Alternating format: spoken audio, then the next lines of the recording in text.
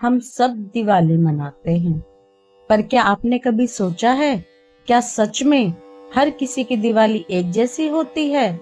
सबकी दिवाली मनाने की वजह अलग अलग है, तरीका अलग है। कहीं ये राम के लौटने की खुशी है, तो कहीं माँ काली की आराधना, कहीं कृष्ण की विजय का उत्सव है, तो कहीं ये अपने पूर्वजों की याद में जलता हुआ दीपक। एक ही रात पर कितनी कहानियां, एक ही रोशनी पर कितने अर्थ। तो आज चलिए जानते हैं कैसे भारत की दिवाली हर प्रदेश में अलग रंग, अलग भावना और अलग श्रद्धा से खिल उठती है, क्योंकि यही तो भारत की खूबसूरती है। एक दीपक 100 अर्थ, एक दिवाली 100 परंपराएं। क्या आपकी दिवाली भी किसी कहानी से जुड़ी है? आइए साथ मिलकर खोजते हैं उसका अर्थ। सबसे पहले बात करते हैं उत्तर भारत की। जब भगवान राम 14 साल का वनवास पूरा करके लौटे, तो अयोध्या में दीपों का समंदर उमड़ पड़ा। आज भी हर घर, हर मंदिर, हर गली में यही आलोक फैलता है, जैसे समय ठहर गया हो और युगों पुरानी कथा फिर से जीवंत हो उठी हो। बिहार में क्या अलग है, चलिए जानते हैं। यहाँ दिवाली गंगा किनारे सुनहरी रोशनी से सजी होती है। लोग नदी में दीप प्रवाहित करते हैं, मानो रोशनी की लहरें उनके पूर्वजों तक पहुंचती हों। घर घर में लक्ष्मी माँ का स्वागत होता है। दियों से सजा हर कोना आस्था की गवाही देता है। गुजरात में यहाँ दिवाली का मतलब सिर्फ पूजा नहीं, नया आरंभ है। पुराने खाते बंद कर नए खाते खोले जाते हैं। लक्ष्मी गणेश की विस्तृत पूजा होती है और सड़कों से लेकर मंदिरों तक दीपों का सागर लहराता है।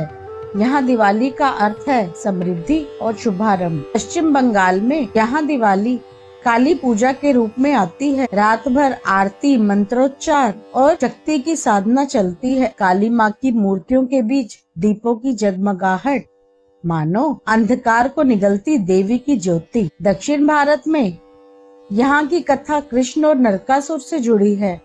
नरकासुर के वध के बाद श्री कृष्ण ने उनकी कैद से 16,100 महिलाओं को मुक्त कराया। उन्होंने इन महिलाओं का सम्मान बचाने के लिए उनसे विवाह भी किया। इस विजय की खुशी में लोगों ने दीपक जलाकर जश्न मनाया।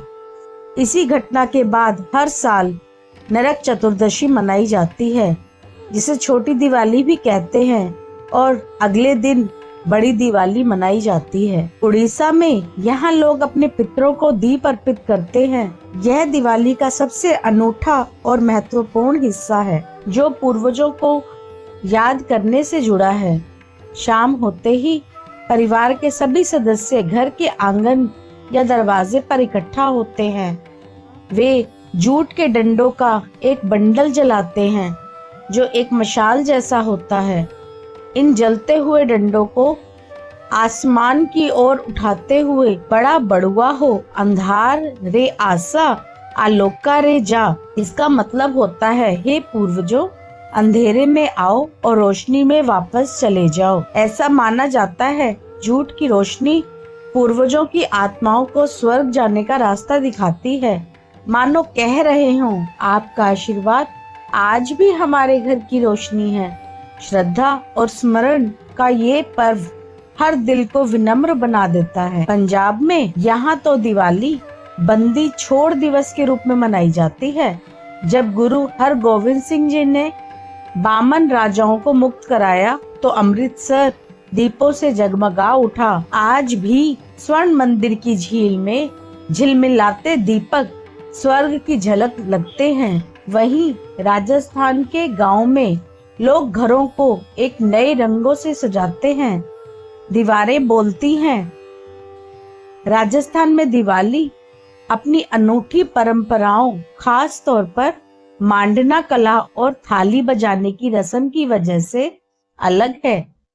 घरों को सजाने के लिए गोबर, मिट्टी और चावल के घोल से मांडना बनाया जाता है, जबकि लक्ष्मी को बाहर निकालने और लक्ष्मी को बुलाने के लिए महिलाएं सुबह सुबह थाली बजाकर पारंपरिक रस्म निभाती हैं। इसके अलावा किले शहरों में विशेष सजावट होती है और आतिशबाजी के साथ उत्सव भी मनाया जाता है। केरल में दिवाली मनाने का तरीका भारत के अन्य राज्यों से अलग है, क्योंकि यहाँ इसे प्रमुख त्योहार के रूप में नहीं मनाया जाता। इसके मुख्य कारण राजा महाबली से जुड़ा ऐतिहासिक और सांस्कृतिक विश्वास है।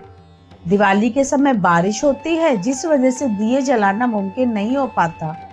केरल में यह त्योहार शांति और दान का प्रतीक है। यहाँ सादगी ही सबसे बड़ी रोशनी है। हर राज्य की अपनी परंपरा है, पर आत्मा एक ही है, अंधकार पर प्रकाश की विजय। दिवाली सिर्फ एक त्योहार नहीं, यह भारत की आत्मा का उत्सव है। जहाँ दीप जलता है वहाँ आशा जन्म लेती है, और जहाँ आशा है वहीं जीवन मुस्कुराता है। अगर आपको भारत की इस रंग बिरंगी दिवाली की यात्रा पसंद आई हो तो वीडियो को लाइक करें, सब्सक्राइब करें हमारे चैनल हिंद एक सभ्यता को, और बेल आइकन दबाना ना भूलें ताकि अगली कहानी की रोशनी सबसे पहले आप तक पहुंचे।